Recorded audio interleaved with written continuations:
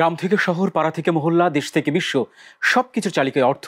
সে অর্থনীতির 10 দিগন্ত নিয়ে channel S এর নিয়মিত আয়োজন লিডারশিপ অনুষ্ঠানে সবাইকে স্বাগত জানাচ্ছি। সাথে আছি নবুয়ত রহমান। পরিবেশিত হচ্ছে Hit Bangladesh, premium holdings limited, Intech properties limited এবং দৌলত প্রপার্টিস লিমিটেডের সৌজন্যে। দর্শক, দেশ উন্নয়নে বেশ কিছু খাত এবং সেক্টর কাজ করে যাচ্ছে। তাদের মধ্যে অন্যতম এনজিও সেক্টর। এনজিও সেক্টরের বেশ কিছু কার্যক্রম দেশ উন্নয়নে অবদান রাখছে এবং দেশ এগিয়ে যাচ্ছে। দর্শক, আমরা কথা বলতে চাই নারীর ক্ষমতায়ন, দারিদ্র্য বিমোচন এবং অর্থনৈতিক উন্নয়নে এনজিওদের ভূমিকা।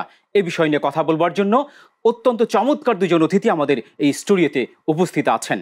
প্রথমে পরিচয় করিয়ে দিচ্ছি, আনোয়ার হোসেন, নির্বাহী পরিচালক হিট বাংলাদেশ ও চেয়ারম্যান এডাব। স্যার, আপনাকে আমন্ত্রণ জানাচ্ছি আমাদের আয়োজনে। ধন্যবাদ আপনাকে। আরেকজন আছেন সাইদুল হক, 21 পদকপ্রাপ্ত নির্বাহী পরিচালক বার্ডো। সাইদুল ভাই, আপনাকেও স্বাগত জানাচ্ছি আমাদের এই আয়োজনে। ধন্যবাদ আপনাকে। আমরা কথা বলতে চাই নারীর ক্ষমতায়ন, দারিদ্র্য বিমোচন এবং অর্থনৈতিক উন্নয়নে এনজিওদের ভূমিকা, এই বিষয় নিয়ে। স্যার, স্বাধীনতার 53-54 বছরে আমরা আছি। এই এনজিও সেক্টরগুলো বাংলাদেশের উন্নয়নে, অর্থনৈতিক উন্নয়নে, দারিদ্র্য বিমোচনে এবং নারীর ক্ষমতায়নে কাজ করে যাচ্ছে। আপনি এই সেক্টরের সাথে দীর্ঘ সময় ধরে যুক্ত আছেন। আপনার কাছে কি মনে হয় সরকারের সহযোগী হয়ে আপনারা কিভাবে কাজ করছেন দেশ উন্নয়নে? আপনাকে ধন্যবাদ আমাকে সুযোগ দেওয়ার জন্য। আমি প্রথমেই এই চ্যানেলের সকল শ্রোতাদের বিশেষভাবে হিট বাংলাদেশের পক্ষে এবং অ্যাডাবের পক্ষে শুভেচ্ছা জ্ঞাপন করছি। এই অপূর্ব সুযোগ আপনি আমাকে দিয়েছেন যেন আমরা এই বিষয়ে এই সাধারণ মানুষকে অবহিত করতে পারি।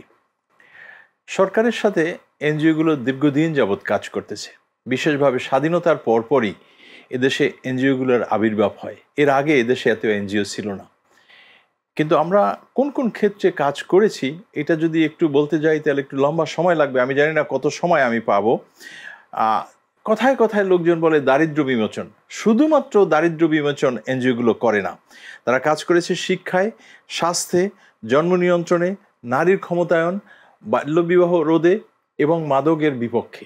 এই সব ক্ষেত্রে আমরা একা কোনো কাজ করতে পারি না, সরকারের সাথে একসঙ্গে কাজ করি, কারণ এই সমস্ত এজেন্ডাগুলা কিন্তু সরকারের। এবং আমরা চাচ্ছি এনজিও সেক্টরগুলো কি করে, এনজিও নিজস্ব কোনো সেক্টর নেই, নিজস্ব কোনো এজেন্ডা নেই। সরকারের যে এজেন্ডা আছে সেই এজেন্ডা আমরা বাস্তবায়ন করি। সরকারের যেখানে অর্থের অভাব, সরকারের যেখানে জনবলের অভাব, সেই সেক্টরগুলোকে আমরা কাভার করি। এবং আমরা মনে করি স্বাধীনতার পর এনজিওগুলো এদেশে একটি ব্যাপক আন্দোলন সৃষ্টি করেছে পরিবর্তনের ক্ষেত্রে। এবং বাংলাদেশের যে উন্নয়নের ধারা অব্যাহত রাখা দরকার ছিল, যদি সরকারি পর্যায়ে করাপশনগুলো না হতো তাহলে আমরা অনেক অনেক দৃশ্যমান উন্নয়ন বাংলাদেশে আমরা দেখাতে পারতাম। স্যার, আপনাকে ধন্যবাদ। এবার যেতে চাই সাইদুল হক, আপনার কাছে। আপনি একজন 21 পদকপ্রাপ্ত সমাজকর্মী, আপনি নির্বাহী পরিচালক বার্ডো। কিভাবে দেশ উন্নয়নে কাজ করছেন এবং এনজিও সেক্টর দেশ উন্নয়নে কিভাবে কাজ করছে আপনার কাছে কি মনে হয়? ধন্যবাদ আমাকে আজকে এই সুযোগ দেওয়ার জন্য। আমি প্রথমেই আমার যিনি সহ আলোচক আছেন তাকে ধন্যবাদ জানাই। সেই সাথে সাথে এই চ্যানেলের যারা এই চ্যানেল দেখছেন তাদের সকলকে শুভেচ্ছা জানাই এবং কৃতজ্ঞতা জানাই। সবাই দেখবেন এবং আপনাদের মতামত প্রকাশ করবেন। আমি আপনার প্রশ্নে আসি। আপনি জানেন যে বাংলাদেশে যে জনসংখ্যা আছে সেই জনসংখ্যার প্রায় 8 থেকে 10 ভাগ মানুষ হচ্ছে প্রতিবন্ধী। তারা কোনো না কোনো ধরনের প্রতিবন্ধিতা নিয়ে সমাজে বসবাস করছে। এই স্ট্যাটিস্টিক্স কিছু আমাদের না, এই স্ট্যাটিস্টিক্স হচ্ছে WHO, তাদের পরিসংখ্যান হচ্ছে এটা, তাদের স্টাডি এটা আর কি। এছাড়াও বিভিন্ন সংস্থা বিভিন্ন স্টাডি করেছে, যেমন ধরেন আমাদের যে পরিসংখ্যান ব্যুরো তারাও স্টাডি করেছে, সেখানেও প্রায় 20 লক্ষাধিক মানুষ প্রতিবন্ধী বলে তারা মনে করে। যদিও আমাদের বিভিন্ন স্টাডিতে বিভিন্ন রকম মতভেদ আছে। আমাদের যে সমাজ কল্যাণ মন্ত্রণালয় রয়েছে আপনি জানেন, সেখানে তারা একটা শনাক্তকরণ জরিপ করছে। সেখানে প্রায় 36 লক্ষ মানুষ প্রতিবন্ধিতা নিয়ে জীবনযাপন করছে। এখন আমাদের কাজ হলো এই প্রতিবন্ধী জনগোষ্ঠীকে সমাজে মূল স্রোতধারায় সম্পৃক্ত করা। এই যে প্রতিবন্ধী মানুষ আছে তাদেরকে কর্মক্ষম করা, তাদেরকে শিক্ষিত করা, তাদেরকে দক্ষ করা, তাদেরকে সমাজে মূল স্রোতধারায় সম্পৃক্ত করা। মূল কথা হচ্ছে তারা যাতে রাষ্ট্র গঠনে, সমাজ গঠনে ভূমিকা রাখতে পারে, সেই লক্ষ্যে বার্ডোর মতো বলেন বা আমাদের জাতীয় প্রতিবন্ধী ফোরাম বলেন, আরও যেসব অর্গানাইজেশন আছে আমি জানি হিট বাংলাদেশ যে শুধুমাত্র মূল স্রোতধারায় সম্পৃক্ত যারা তাদের নিয়ে কাজ করে তা না, তাদেরও কার্যক্রমের মধ্যে কোনো না কোনোভাবে প্রতিবন্ধিতা জড়িত আছে। তো আপনি জানেন যে সরকার এই প্রতিবন্ধিতা উন্নয়নের জন্য 2013 সালে একটি আইন করেছে, প্রতিবন্ধী ব্যক্তি অধিকার সুরক্ষা আইন 2013 নামে। এই আইনে মূলত প্রতিবন্ধী মানুষকে 12টি ভাগে ভাগ করা হয়েছে। আপনি জানেন অটিজম, দৃষ্টি প্রতিবন্ধী, শারীরিক প্রতিবন্ধী, ডাউন সিনড্রোম, সেরেব্রাল পলসি সহ এরকম 12 প্রকার প্রতিবন্ধিতা ভাগ করা হয়েছে। একজন প্রতিবন্ধী মানুষের এক এক ধরনের সমস্যা। আপনি জানেন যে সমাজে আমাদের কি হয়, একজন মানুষ দেখতে পায় না, তাকে বিভিন্ন নামে অভিহিত করা হয়। একজন মানুষ চলতে পারে না, তাকে বিভিন্ন নামে অভিহিত করা হয়। আমাদের যে জাতিসংঘ রয়েছে, সেই জাতিসংঘ আমাদের একটি সনদ প্রণয়ন করেছে। সেই সনদে বলা হয়েছে না, প্রতিবন্ধী মানুষকে প্রতিবন্ধী মানুষ বলতে হবে, তাদেরকে অন্য কোনো নামে অবহিত করা যাবে না। বিশেষ করে যেমন আপনারা শুনবেন বিশেষ চাহিদা সম্পন্ন মানুষ, ডিফারেন্টলি অ্যাবল, স্পেশাল ম্যান ইত্যাদি ইত্যাদি। তো জাতিসংঘ বলে দিয়েছে যে না, প্রতিবন্ধী মানুষকে আমরা প্রতিবন্ধী মানুষ বলবো, প্রতিবন্ধী শিশু বলবো, প্রতিবন্ধী সমাজ বলবো, প্রতিবন্ধী মানুষকে আমরা অন্য কোনো নামে অবহিত করব না। ঠিক তদ্রূপ সরকার যে আইনটি করেছে, প্রতিবন্ধী ব্যক্তি অধিকার সুরক্ষা আইন, সেখানেও সরকার সুস্পষ্টভাবে ঘোষণা করেছে যে না, প্রতিবন্ধী মানুষকে আমরা প্রতিবন্ধী ব্যক্তি বলবো। এই বিষয় নিয়ে আমরা আরো কথা বলবো। স্যার, আপনার কাছে যেতে চাই, আপনার সাথে একটা কথা বলতে চাই যে নারীর ক্ষমতায়নে এবং দারিদ্র্য বিমোচনের আমরা কথা বলছি, এবং পিছিয়ে পড়া জনগোষ্ঠী বা যেটা আমরা প্রতিবন্ধী মানুষের কথা বলছি, তাদের উন্নয়নে হিট বাংলাদেশ কিভাবে কাজ করছে? আপনাকে আবারও ধন্যবাদ। শুধু হিট বাংলাদেশ নয়, আমি বলবো যে নারীর ক্ষমতায়ন এবং প্রতিবন্ধীদের সাথে কাজ করতে গিয়ে হিট বাংলাদেশ এবং অ্যাডাবের সাথে যুক্ত যত প্রতিষ্ঠান আছে, সব প্রতিষ্ঠানই কম বেশি কিছু কাজ করছে। আর নারীর ক্ষমতায়ন তো একটি বিশেষ আন্দোলন বাংলাদেশের জন্য, কারণ নারীর ক্ষমতায়ন না হলে তার শিশুটি স্কুলে যেতে পারতো না, নারীর ক্ষমতায়ন না হলে তার শিশুটি সুস্বাস্থ্যবান হতে পারতো না, নারীর ক্ষমতায়ন না হলে আমাদের দেশের উন্নয়ন হতে পারতো না, কুসংস্কারে আমরা ভরে যেতাম। আমাদের দেশ কিন্তু কুসংস্কারে ভরা ছিল। কিন্তু এই নারীর ক্ষমতায়নের জন্য কম বেশ প্রত্যেকটা এনজিও নারীর ক্ষমতায়নের জন্য কাজ করছে, কারণ যে নারীর ক্ষমতায়ন হলে আমরা দেশকে এগিয়ে নিয়ে যেতে পারবো। সেই সাথে সাথে প্রতিবন্ধী যে সমস্ত লোকজন ভাই বোনেরা আছে, আমরা তাদের জন্য কাজ করছি। এক একটা প্রতিষ্ঠান এক একভাবে এক একটি প্রজেক্ট নিয়ে তাদের মধ্যে কাজ করছে। প্রত্যেকের লক্ষ্য একটাই, যে দারিদ্র্য বিমোচন, নারীর ক্ষমতায়ন এবং প্রতিবন্ধী যারা সমাজে আছেন তাদেরকে বিশেষভাবে কোনো একটা শ্রেণীতে ভাগ না করে মূল স্রোতের সাথে একসঙ্গে রেখে একসঙ্গে কাজ করার জন্য আমি হিট বাংলাদেশ সহ অ্যাডাবের সাথে যুক্ত যে সমস্ত প্রতিষ্ঠান আছে, আজকে আপনার এই চ্যানেলের মাধ্যমে আমি তাদেরকে প্রত্যেককে ধন্যবাদ জানাই তাদের এই অ্যাক্টিভিটির জন্য, এবং তাদের অ্যাক্টিভিটিসের কারণেই আজকে বাংলাদেশ অনেক দূর এগিয়ে আসছে। ধন্যবাদ আপনাকে। আমি একটু ফিরতে চাই সাইদুল হক আপনার কাছে। আপনি নিজেও একজন প্রতিবন্ধী মানুষ, আপনি পিছিয়ে পড়া মানুষের জন্য কাজ করছেন দীর্ঘ সময় ধরে, এই জন্য আপনি 21 পদক পেয়েছেন। আপনার উপলব্ধিটা কি? আপনি কি ধরনের কাজ করছেন আমরা একটু জানতে চাচ্ছি। আমি মূলত আমার উপলব্ধি থেকেই কাজ করছি। আপনি জানেন যে আমি 6 বছর বয়সে টাইফয়েডের দৃষ্টিশক্তি হারিয়েছি। তো তারপরে উচ্চশিক্ষা নিয়ে আমি চিন্তা করলাম যে যারা পিছিয়ে আছে তাদের জন্য কাজ করতে হবে, তাদেরকে সমাজে বহু ছোটধারায় সম্পৃক্ত করতে হবে। সেই লক্ষ্যেই আমি কাজ শুরু করেছি। 1991 সালের 17 জুলাই তারিখে আমি কাজ শুরু করেছি। আপনি জানেন আমি যে সংগঠনটা কাজ করছি, সেই সংগঠনটা দীর্ঘদিন যাবৎ কাজ করছে প্রতিবন্ধী মানুষের শিক্ষা, তাদের কর্মসংস্থান, তাদের প্রশিক্ষণ। এবং আপনি জানেন যে বারোতে একটি স্কুল রয়েছে, আপনি নিজেও এটা ভিজিট করেছেন হয়তোবা। তারপরে এখানে ট্রেনিং সেন্টার রয়েছে, এখানে লাইব্রেরি রয়েছে, এখানে ব্রেইল প্রেস রয়েছে। আমরা প্রচুর প্রতিবন্ধী মানুষকে কর্মসংস্থান দিয়েছি। আমরা যদি দারিদ্র্য বিমোচন করতে চাই তাহলে আমাদেরকে প্রথমেই হাত দিতে হবে কর্মসংস্থানে, এবং কর্মসংস্থানের আগেও যে কাজটা করতে হবে যে প্রতিবন্ধী মানুষের দক্ষতা উন্নয়ন ঘটাতে হবে, কারণ দক্ষতা ছাড়া আমরা কোথাও কাউকে কাজ দিতে পারবো না। রিসেন্টলি আমরা আইসিটি মন্ত্রণালয়ের সাথে 200 প্রতিবন্ধী মানুষকে প্রশিক্ষণ দিয়েছি। এখন তাদের কর্মসংস্থান প্রদানের কাজ চলছে। আমাদের যে স্কুলটি রয়েছে, বারোর যে স্কুলটি রয়েছে, সেখান থেকে প্রতি বছর 10 জন, 12 জন, 15 জন করে প্রতিবন্ধী মানুষ ইন্টার পাস করছে। ইন্টার পাস করে তারা বিভিন্ন বিশ্ববিদ্যালয়ে যাচ্ছে, তারা জাহাঙ্গীরনগর বিশ্ববিদ্যালয় সহ ঢাকা ইউনিভার্সিটি সব বিভিন্ন বিশ্ববিদ্যালয়ে তার পড়াশোনা করছে। এবং মজার ঘটনা হচ্ছে আমরা যখন বিশ্ববিদ্যালয়ে পড়তাম তখন 1 2 জন 3 জন 4 জন 5 জন প্রতিবন্ধী মানুষ ছিল। এখন কিন্তু অসংখ্য প্রতিবন্ধী মানুষ বিশ্ববিদ্যালয়ে পড়াশোনা করছে, দক্ষতা অর্জন করছে এবং কর্মসংস্থানের সাথে সম্পৃক্ত হচ্ছে। সবচেয়ে বড় কথা, এই কর্মসংস্থান যাতে আরও সহজতর হয়, আরও মানে মানুষের দোরগোড়ায় যেতে পারে, সেই লক্ষ্যে আমরা সরকারের উপরে প্রেশার ক্রিয়েট করেছিলাম আগে। এখন কিন্তু তারই প্রেক্ষিতে যে প্রতিবন্ধী ব্যক্তি অধিকার সুরক্ষা আইন 2013 প্রণয়ন করা হয়েছে, এখন আমাদের কিন্তু সরকারের কাছে দাবি যে সরকার যাতে এই আইনটি প্রণয়ন করেছে কিন্তু এই আইনটি আমাদের যাতে বাস্তবায়ন করা হয়। আপনি জানেন যে সেখানে দুটো কমিটি রয়েছে, একটা হলো জাতীয় সমন্বয় কমিটি আর একটা হয়েছে জাতীয় নির্বাহী কমিটি।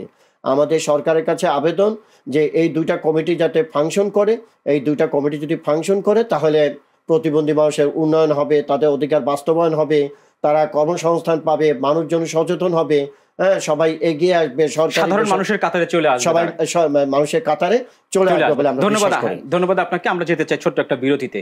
দর্শক, আপনারা দেখছেন লিডারশিপের এই আয়োজন। আমরা যেতে চাই ছোট্ট একটা বিজ্ঞাপন বিরতিতে।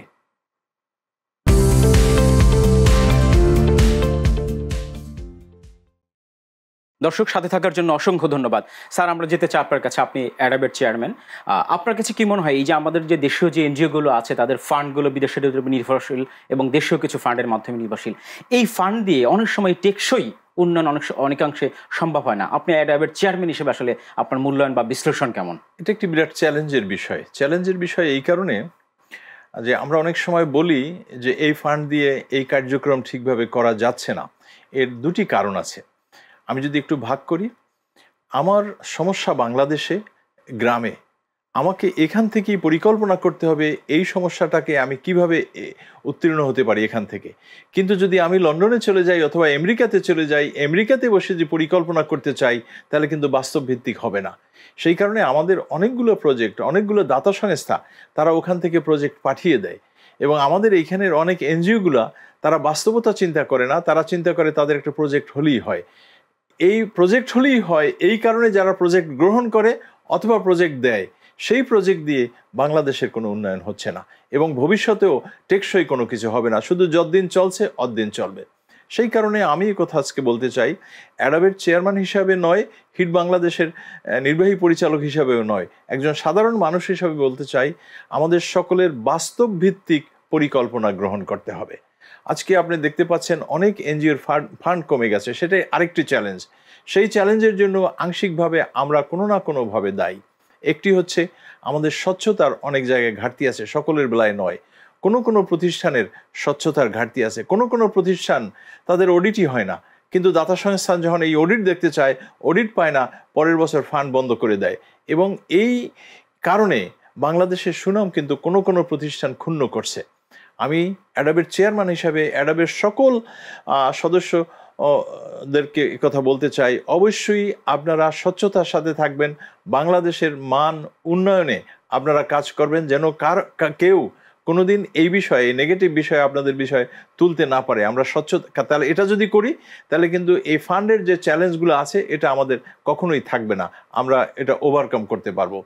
দ্বিতীয়ত, আমরা আস্তে আস্তে উন্নয়নশীল থেকে আস্তে আস্তে উপরের দিক যাচ্ছি, সেই দিক থেকেও চিন্তা করলে দাতারা এখন চিন্তা করে যে আমরা তো অনেক দিন পর্যন্ত তোমাদেরকে সাহায্য করলাম, এখন তোমরা সক্ষম হয়েছে, তোমরাও আমাদের সাথে আসো, আমরা অন্য কোনো দেশে একসঙ্গে গিয়ে কাজ করি। সেদিক থেকেও আমি মনে করি যে আমাদের অবস্থান আগের চেয়ে অনেক পরিবর্তন হয়েছে, আমাদের সক্ষমতা আগের চেয়ে বেড়েছে। সুতরাং চ্যালেঞ্জ কিছু রয়েছে, কিন্তু এই চ্যালেঞ্জ উত্তীর্ণ হওয়া বাংলাদেশিদের জন্য এটা কোনো কঠিন বিষয় নয়। ধন্যবাদ আপনাকে। আমি একটু যেতে চাই সাইদুল হক আপনার কাছে। আপনি ক্ষুদ্র ঋণ নিয়েও কাজ করছেন পল্লীকর্ম সহায়ক ফাউন্ডেশনের সহযোগী প্রতিষ্ঠান হিসেবে। ক্ষুদ্র ঋণ দারিদ্র বিমোচনে কতটা ভূমিকা রাখছে? সত্যি কথা বলতে কি, একটা সময় ছিল যে আমাদের প্রতিবন্ধী জনগোষ্ঠী বলি বা নারীরা বলি, তারা কিন্তু টাকা গুনতে পারতো না। আমাদের আনোয়ার ভাই বোধহয় এটা বলার চেষ্টা করেছেন নাকি। তো এখন এই ক্ষুদ্র ঋণে আসার ফলে আমি যেটা দেখেছি যে এখন তারা সচেতন হয়েছে, তারা এখন ইনকাম জেনারেটিং করছে, তারা পরিবারে ভূমিকা রাখছে, বাচ্চাদেরকে তারা স্কুলে পাঠাচ্ছে, প্রতিবন্ধী শিশু হলেও তাকে স্কুলে পাঠাচ্ছে। সবচেয়ে বড় কথা, মানুষের মধ্যে এখন সচ্ছলতা বেড়েছে, ইনফরমেশন তাদের মধ্যে গ্যাদার হচ্ছে, তারা এখন দিন দুনিয়ার খবর রাখে। হ্যাঁ, একটা সময় ছিল যে মানুষজন অন্ধকারের মধ্যে থাকতো, কারণ তার হাতে পয়সা নাই, সে কি করে দুনিয়ার খবর রাখবে। এখন তার হাতে পয়সা হয়েছে, এখন তার বাসায় একটা টিভি আছে, তার বাসায় একটা ইন্টারনেট আছে। এখন দেখেন প্রত্যেকে এখন অ্যান্ড্রয়েড মোবাইল ব্যবহার করে, প্রত্যেকে এখন তথ্য পায়। আপনি দেখবেন আমরা কি বলতে পারি গ্রামীণ একজন নারী, সে হচ্ছে গ্রামীণ অর্থনৈতিক উন্নয়নে কাজ করছে, মানে অবদান রাখছে এই ক্ষুদ্র ঋণের মাধ্যমে? অবশ্যই আপনি বলতে পারেন এটা, এবং এটা এখন যারা অন্যান্য বড় এনজিওগুলো কাজ করছে তারাও এটা প্রমাণ করেছে। তারা শুধু মানে ভূমিকা রাখছে না, তারা সঠিক ভূমিকা রাখছে, এবং তাদের কারণেই কিন্তু শিশুরা আজকে পুষ্টি থেকে বা তারা রক্ষা পেয়েছে। তারা এখন পুষ্টির যে ঘাটতি ছিল সেই ঘাটতি পূরণ হচ্ছে। তারা এখন মনে করেন খেলাধুলা করছে। তারা এখন মূল কথা হচ্ছে যে নারীরা যদি ক্ষমতায়িত হয় তাহলে কিন্তু শিশুরা ক্ষমতায়িত হয়, শিশুরা সঠিক পথে চলে, তারা সঠিক পথে যেতে পারে। ধন্যবাদ। আপনার কাছে আরেকবার আসবো, আমরা একটু যেতে চান হোসেন, আপনার কাছে যেতে চাই। আপনি দীর্ঘ সময় ধরে এই সেক্টরে কাজ করছেন, আপনাদের জন্য এখন চ্যালেঞ্জের একটা বিষয় সংস্কার কতটা আসলে টেকসই উন্নয়নের জন্য সংস্কার আসলে কতটা? সংস্কার অবশ্যই প্রয়োজন। বর্তমানে আমাদের রাষ্ট্রপ্রধান ডক্টর মোহাম্মদ ইউনূস, তিনি যে দায়িত্ব নিয়েছেন, তিনি দায়িত্বই নিয়েছেন সংস্কারের, এবং তিনি সবসময় বলে আসছেন আমাদের সংস্কার করতে হবে বিভিন্ন সেক্টরে। এবং তার একটি কথা আমার খুব ভালো লেগেছে, যে সংস্কার শুধু সরকার করলে চলবে না, যে যেখানে যে অবস্থানে আছেন আপনার অবস্থান থেকে আপনাকে সংস্কার করতে হবে। আমি তার সাথে একমত পোষণ করি, এবং আমি কথা বলতে চাই, আমাদের সমাজের যে অবস্থায় আমরা এই মুহূর্তে আছি সেখানে আমাদের সংস্কার খুবই গুরুত্বপূর্ণ। সংস্কার কোথায়?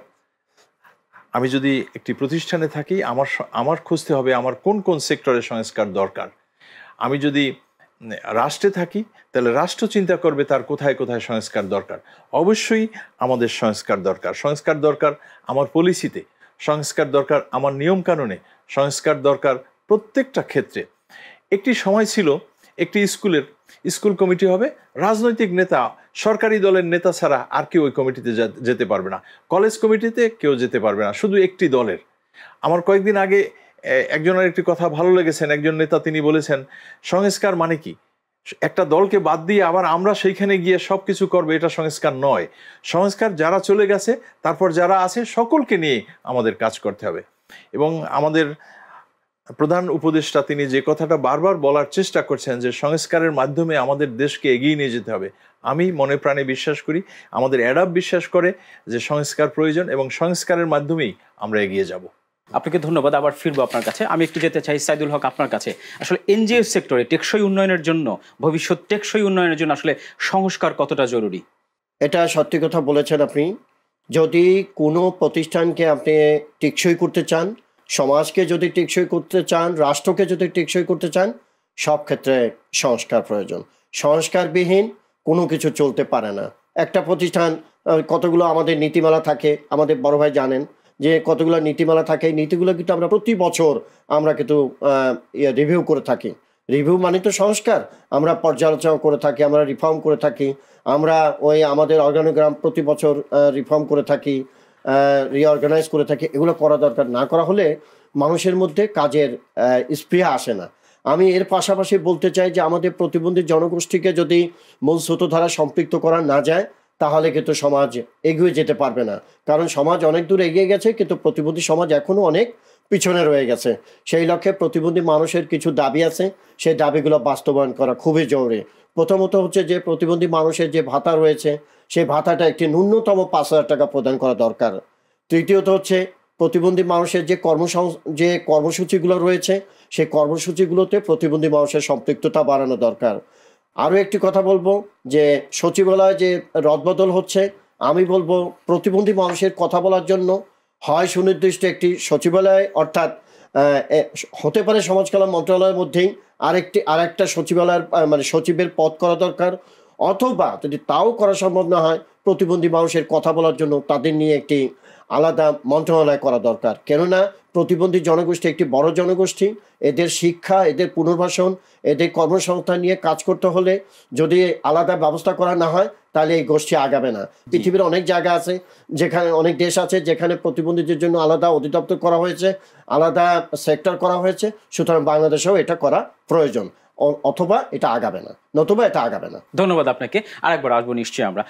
আনোয়ার স্যার, আপনার কাছে একটু ফিরতে চাই এবং আগামী দিনে এই এনজিও সেক্টরে, যেহেতু আপনি অ্যাডাবের একজন চেয়ারম্যান হিসাবে, আপনি কি মনে করেন এনজিও সেক্টরের চ্যালেঞ্জগুলো কি রয়েছে আগামীতে? একটু আগেও আপনি উল্লেখ করেছিলেন আমাদের ফান্ডের একটা চ্যালেঞ্জ, সেটি একটি বড় চ্যালেঞ্জ আমাদের জন্য।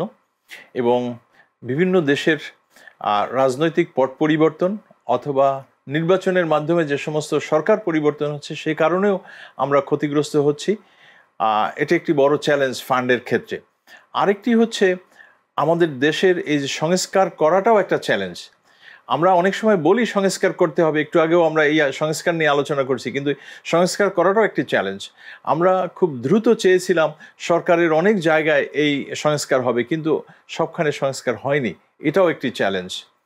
দ্বিতীয়ত আইনশৃঙ্খলার বেলায় একটি চ্যালেঞ্জ।